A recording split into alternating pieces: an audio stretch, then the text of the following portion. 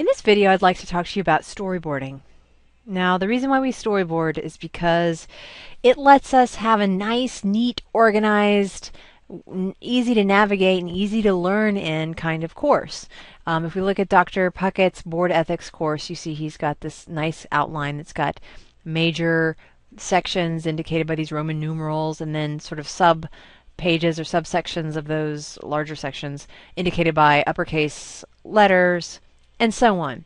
Now, it's very likely that Dr. Puckett did not just come into School Board U and just start typing these things out of the top of his head. He probably had a plan on paper or in an electronic Word document or somewhere where he keeps his notes. He might have note cards. I don't know what his process is, but it's probably not unlike what I'm about to show you. So I'm going to go ahead and show you how we've storyboarded a course on effective online course building in School Board U. And this course is currently under construction as I show you this, and maybe that's a good thing because I'm really in touch with this process right now. We decided to use a wiki for our storyboarding location because we have multiple people that are giving input on this process. There's 2 people building and designing, and then there are people at GSBA that want to kind of look over our work and make sure we're on the right track. So we thought a wiki was a good way for them to come in and do that and for us to keep track of things. It doesn't have to be in a wiki though. When you do it, it could be Word doc, it could be note cards, it could be on a blackboard, although I don't recommend that. I recommend an electronic document, quite honestly, if you can work that way. That becomes helpful too when you want to copy and paste things, for example. Okay, so but at its essence, I'm going to talk about storyboarding light and then storyboarding heavy, I guess. So I like to go all the way from light to heavy, but at a minimum, I urge anybody to do storyboarding light, which is where you basically come up with what your course is going to be about. What are going to be the major headings and subheadings? How are you going to organize the major topics? You know, just a big picture view of that course. So here you see I've got my top heading, my first section, course overview, and then I've got the pages that go under it that are lettered A, B, C, D, and E. And so these are going to be the titles of those pages. It's very useful that that we have noted the names of those pages here. That'll help us to be really consistent, and just it's important as a designer that you mind the details in your course. Something that drives students crazy and that confuses them is if you don't label things well, or if you're not consistent with yourself.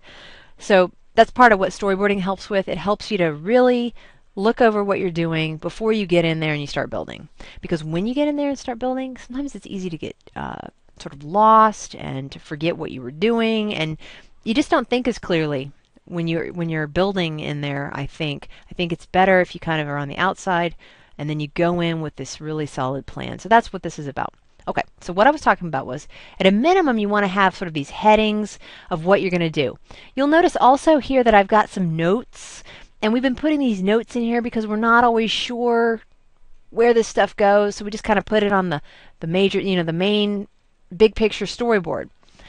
As we drill down and we start building out these sections, we'll probably remove a lot of these notes because they'll be addressed in their proper spot in the storyboarding deep, which I'm about to talk about. But let me scroll through my what we've got here for the storyboard. I'm going to make it a little smaller so you can kind of see. So I'm going to go down major section 2 is about creating a new blank School Board U course. Major section 3, don't know what the main heading is there, and there's a reason for that. I actually took this from our real storyboard and edited it. I changed this storyboard example for you guys, but these all do have major headings.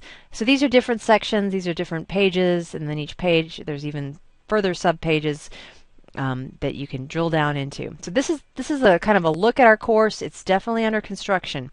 Now, you could take this plan and go to School Board U and start building. We're not going to do that.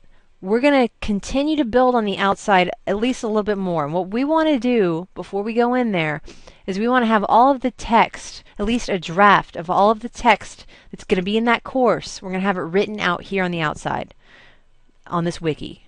We're going to do that for a couple reasons. So we can help each other, we can check each other's work, we can maybe share with the bosses that are looking over our shoulders, making sure we're doing it right.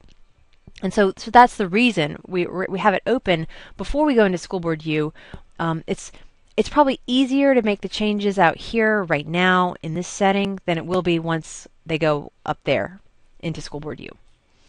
All right, so what does the sort of storyboarding heavy look like? Well, the course overview section, we're going to look at that. Now remember, it's got sort of its main page, and then it's got these sort of 5 sub-pages. So let's go look in there.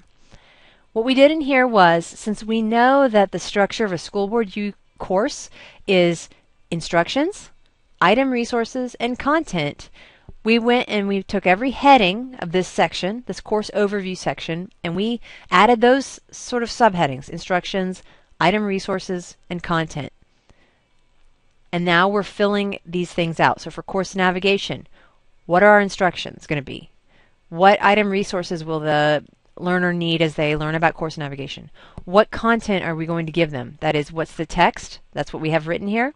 And what are the resources that we're going to also provide? So in this case, we've got this red text to indicate we have an image called course outline click.jpg that's going to be uploaded. We're not going to upload it here to this wiki because we can't just copy paste this from a wiki and dump it into School Board U and have that image display. So that's kind of that's where storyboarding ends. You do have to build in the School Board U class section. Here's a video. We're going to be embedding a video. It's going to be called How to Navigate Through SBU. It has not been made yet, but we'll probably make it, during the storyboarding phase. We don't necessarily have to, but it's going to be based on this text that we've already written. The What is School Board U section is going to be created by a different group of people, so we don't have anything more to do with that. But as you can see, we're kind of making sure we understand our course before we go to School Board U. We're making sure we know what it is we're going to teach before we go over there, because you don't want to go over there until you're ready, until you know what it is you're going to teach. So this helps with that. Let me show you one more example. In the completing your instructor profile, same thing. We've got the instructions written, item resources, we're not really sure we have any yet, and then the content, we have it written out as text, and then we have actually created the video that sort of demos the concept of completing your instructor profile.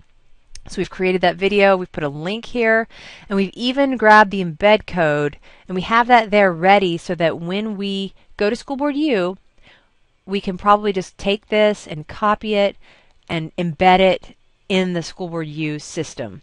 So we're trying to make ourselves as ready as we can be before we get over there. And so that's the concept of storyboarding. We think that, if you do it, you'll find that it's helpful as opposed to not doing it. And, sometimes you just have to learn by doing. But we strongly urge you to do it. I think that's all I need to say about it, really. It's something that you'll know if you've done it. Others might not. Nobody else is going to be checking your work to say, show me your storyboard, unless they are. Maybe I don't think they will, though. So you'll have to make the decision, do I storyboard? But I highly recommend it. I think it makes the online instruction much better when you do it. It's better for you as a designer, and it's better for the students as they move through the course.